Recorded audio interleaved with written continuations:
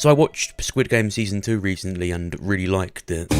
And at the end, they showed a sneak peek into a game from the third and final season that is said by the creator of the show to be the most brutal yet.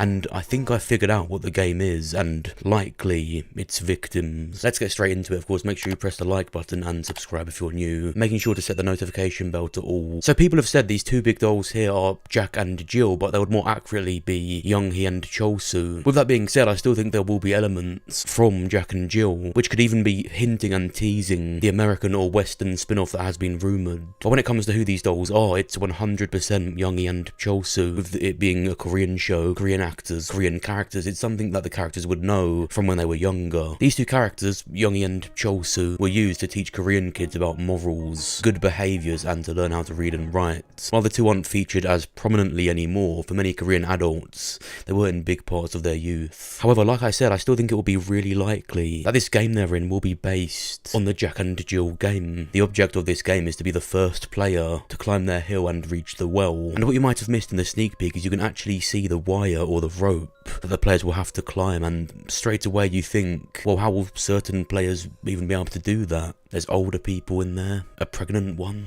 pretty ones. I mean, just look at this, whether it's climbing or lifting buckets up like Jack and Jill would suggest. These are people that are still in the game that are going to struggle with that. The decoration of the rooms in the games have always been really significant to it. In red light, green light, they're on the ground all the time. They're in a field. But in this game, there's the sky, stars, the moon. They're at tree level, so there's going to be some sort of height involved. Players will start at the bottom of their hill and have to roll the coloured dice to climb to the top, moving to the next space with that colour. Players then spin a wheel, and if it points to a well, they stay on their spot and the next player goes. If it points to a bucket, the player has to go back to the start and wait their turn.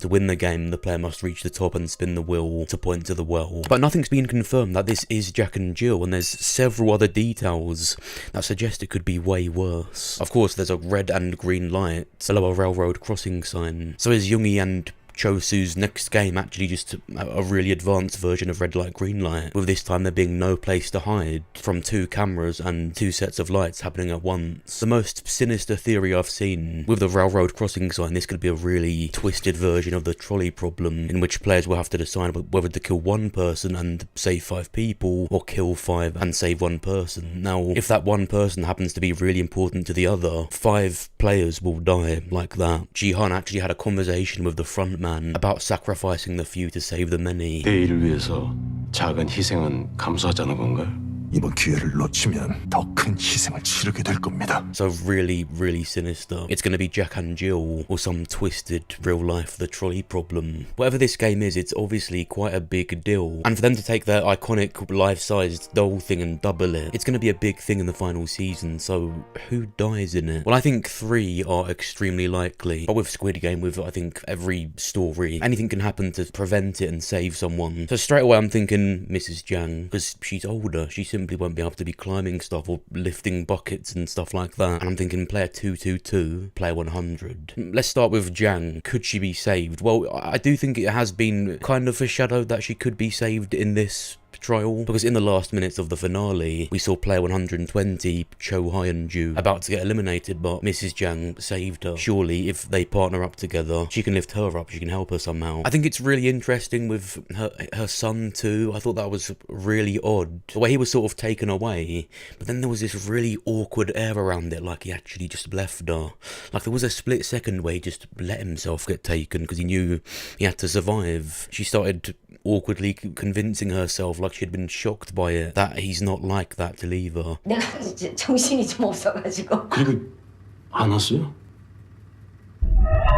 우리 아들은요. But maybe she saw something in him just then that he was gonna. So maybe she somehow leaves him. Of course, player 222 isn't just pregnant, she's feeling sick from it. So stuff like this, lifting, climbing, whatever this turns out to be, it's gonna be difficult. So I think it will be either her or player 333 that will have a sacrificial fate in the final season, saving her, redeeming himself. I do kind of think player 222 will get some of the money and go and live with the baby. I do kind of see a happier ending, but not so much for 333. Talking of Redemption, Player 125 is by far my least favourite. Give me Thanos any day. I do think he's going to have some sort of last act of redemption too, and die because of it, because I think he should after everything he's done. Just an utter NPC, I can't stand that. And with Player 100, there's people saying he's a VIP, which is also extremely likely. I think the best fate for such an intentionally horrible, unlikable character is to be eliminated, but with him kind of expecting that he wouldn't be. We've already kind of seen this before in the first season, so I think the best twist is that he does have a really especially brutal way out, and he thinks he gets special treatment. So these are the players that I think in this game, or at least the final season, will be eliminated.